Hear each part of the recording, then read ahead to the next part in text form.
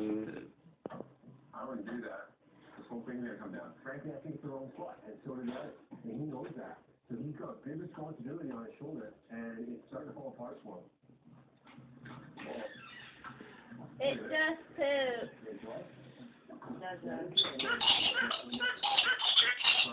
Throwing a fit. You know that these old tobacco cans are actually worth quite a bit of money? Yeah, she is. Now Adam seems like he's gone crazy. She's up there throwing a fit. I could have kept gold in these tins. Now you're caught in a straw, buddy. In the last few days of the season, Adam's hoping for a miracle. Look, we're gonna do it again.